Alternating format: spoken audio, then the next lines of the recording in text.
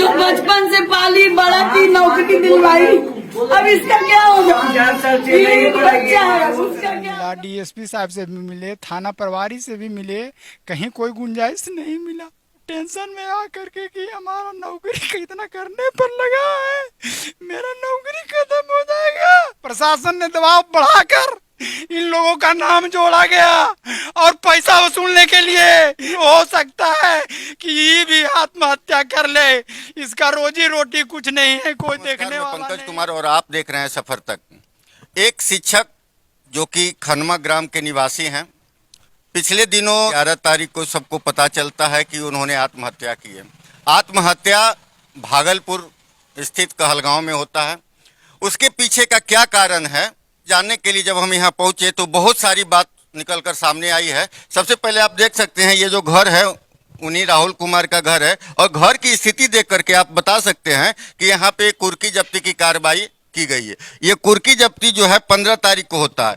इस घटना के पीछे का जो मामला है, बताया जाता है कि 1 मई को खनमा निवासी पप्पू सिंह की घर में मृत्यु हो जाती है। उस केस में राहुल कुमार जी नामजद होते हैं और भी 2-3 लोग होते हैं, जबकि ये अपने आप को बेकसूर साबित करने की बहुत कोशिश किए और ये अपने आप को बेकसूर बता रहे थे। इन्होंने पुलिस के सामने अपना आत्मसमर्पण नहीं किया और उसके एवज में ये घर का तमाशा आप देख सकते हैं। और ये पुलिसिया टॉर्चर से इतना आहत हुए कि आखिरकार उन्होंने ये कदम उठा लिया। अब इसके पीछे का जो कहानी है इन्हीं के स्वजनों से हम जानना चाहेंगे। जो इंसान का मौत हुआ है, जो मनोज कुमार जी हैं, वो पहले से ही पागल थे। जो में बहुत सारा हरकत करते थे, कभी ट्रांसफार्मर में तेल छिड़क देना, किसी को परेशान करना, इस तरह का काम चलते रहता था।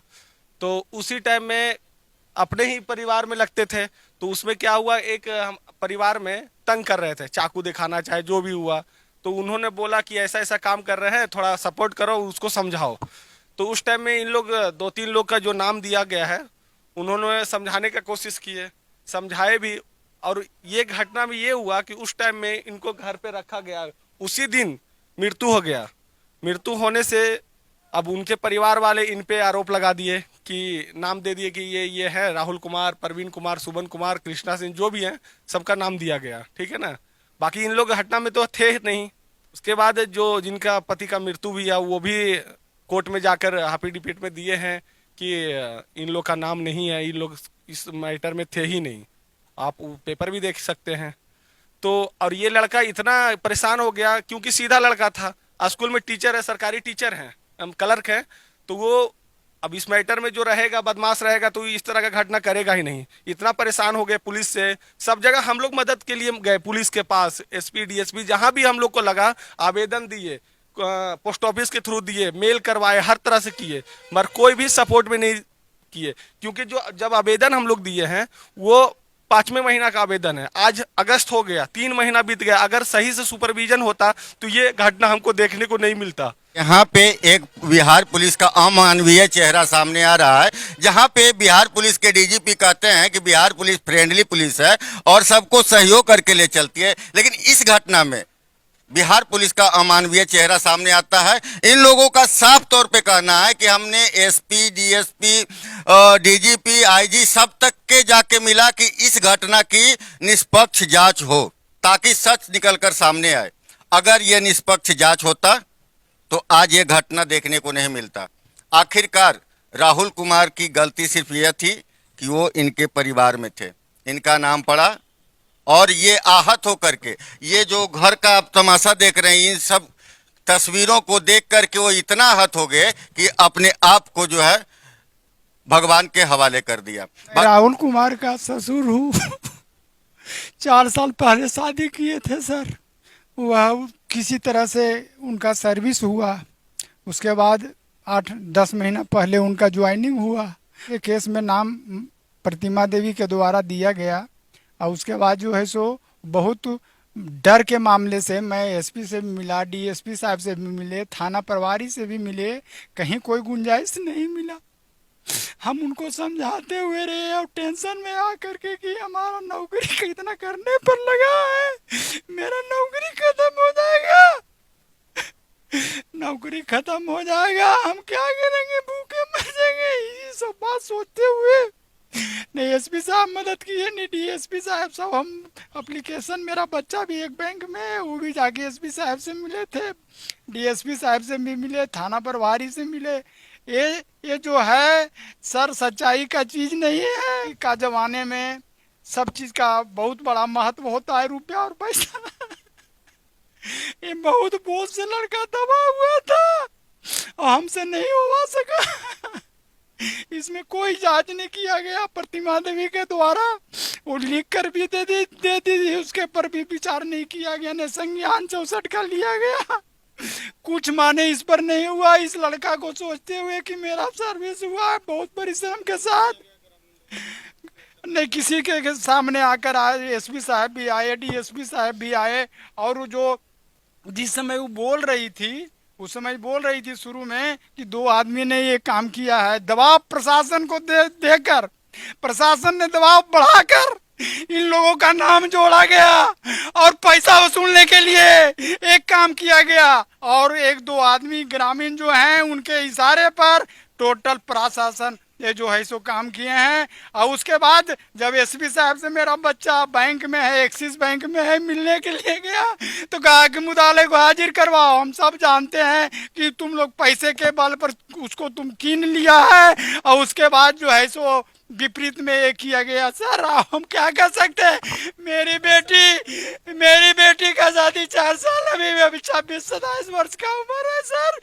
एक नाती है, मैं क्या करूं। हो सकता है कि ये भी आत्महत्या कर ले, इसका रोजी रोटी कुछ नहीं है, कोई देखने वाला नहीं है सर। एक 10-17 हजार 15-6 महीना का पेमेंट मिला था, उसी में रोजी का गुजारा। वो लड़का इसी बात को सोचते हुए कि सजा होगा और सजा के बाद मेरा नौकरी चला जाएगा, मैं क्या करूंगा। निर्दोष लोगों को, और जो ग्रामीण लोग थे इनके बारे में प्रतिमा देवी भी लिख करके दी है कि 3-4 आदमी नहीं थे, कोई आदमी नहीं थे, वो अपने एक स्टाइल के द्वारा, एक साजिश के द्वारा सबको फंसाकर पुलिस से लेकर पब्लिक तक जो केस किए हैं उनके तक जो है सो वो सिर्फ एक चीज का ही सवाल उठता था, रुपया रुपया रुपया। समझ सकते हैं और इनकी दर्द को भी आप समझ सकते हैं। और ये जो तस्वीरें यहाँ की बयां कर रही है वो इस तरह से कुछ है। जो केस करती हैं प्रतिमा देवी, मृतक की पत्नी हैं, एक एफिडेविट बना के दिया था कि ये लोग जो है निर्दोष हैं, लेकिन उसके बाद भी पुलिस का दबाव इतना हुआ कि घर पे इश्तेहार चिपकाया गया, घर की कुर्की जब्ती की गई।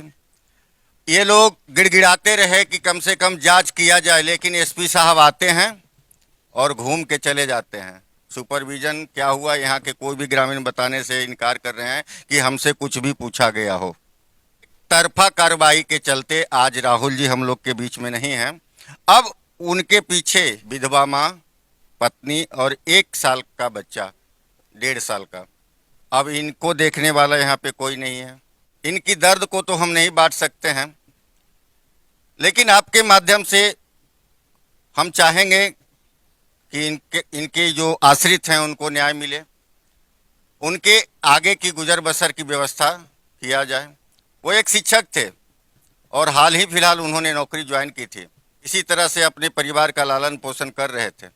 ये खबर तो चला कि एक शिक्षक ने आत्महत्या कर लिया, लेकिन इसके पीछे की कहानी, पूरी मामला को समझ गए होंगे कि किस तरह से बिहार पुलिस की तानाशाही रवैये से तंग आकर एक शिक्षक ने अपना यह लीला पुलिस कोई भी होता है जनता के लिए, सेवा के लिए। आप बिना प्रूफ के ऐसे किसी को गुनहगार नहीं साबित कर सकते। और ऊपर से एक नोटिस में कहीं नहीं होता है कि कुर्ती जब्ती होता है, कहीं भी नहीं। तीसरा नोटिस आने पे ही होता है, और एक नोटिस में पूरा खल्लास कर दिया। एक नोटिस में कहा, किसी से पूछ लीजिए, कोई नहीं एक नोटिस में करता है। ये इतना प्रेशर किया। एक सोनाली नाम की लड़की है, वो पूरा तहस नहस कर दी, पूरा के कारण इतना बर्बाद किस बात का। वो हमेशा पता नहीं, हमेशा फोन करता, उसका बाप क्यों मारता था। तो आप जनता के सेवक हैं कि एक लड़की के सेवक हैं? अब जनता का सेवा करते हैं कि एक लड़की अगर कुछ भी बोल दी। सोनाली कौन थी? सोनाली वही जो पप्पू सिंह डेथ किया है, उसकी बेटी। अन्याय है या न्याय है? हमें न्याय चाहिए। न्याय चाहिए। घर में उसको इतना प्रेशर दिया गया। ये माँ जो बचपन से पाली बड़ा की नौकरी दिलवाई, अब इसका क्या होगा? ये बच्चा है, उसका क्या होगा भविष्य? बर्बाद का एक ही बेटा था मेरा, देखो पिताजी है, वो डेथ कर गए, वो भी टीचर थे, वो डेथ कर गए। उसके बाद एक बेटा पे आता ना, वो भी खत्म हो गया। अब किसके भरोसे जिया जाए बताइए? 4 साल हमें इंसाफ चाहिए। और जो हमारे भैया गुजर गए उनको भी बेकसूर साबित करवाइए। इन लोग जानबूझ के ऐसा झूठा सहा नहीं गया खुशी। मेरे भैया को जॉब लगा, उन लोग को सहा नहीं गया कि कैसे ये खुशी खुशी रह रहा है। उन लोग को सहा नहीं गया, उन लोग कैसे बर्बाद करना चाह रहा था। दे दिया ना, आरोप दे दिया, जानबूझ के नाम दे दिया उसमें कि भी फंस जाए। लेकिन मेरे भैया उस टाइम जॉब करने गए थे, नौकरी पर थे। आप जाकर के हाजिरी भी देख लीजिएगा। पति भी चला गया, बेटा को भी स्वाहा कर दिया। अरे तो कह रहे हैं कि आत्महत्या कर लिया। आत्महत्या नहीं किया है, प्रेशर इतना था, इतना डिप्रेशन में चला गया, दबाव बना। प्रेशर था इतना ज्यादा, हर मिनट में कॉल जाता था कि उसको जल्दी से जल्दी उसका घर बर्बाद करो, उसको खत्म करो।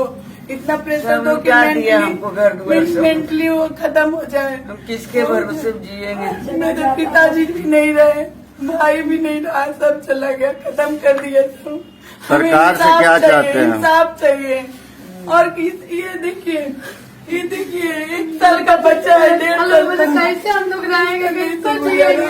हाँ, ससुर भी नहीं है, मेरा कोई परिवार नहीं है, छोटा बच्चा, हम लोग कैसे रहेंगे? घर बर्बाद कर दिया ये। सर्विस दिया जाए सर, आप क्या कहेंगे? इनको कोई आस्था दिया जाए।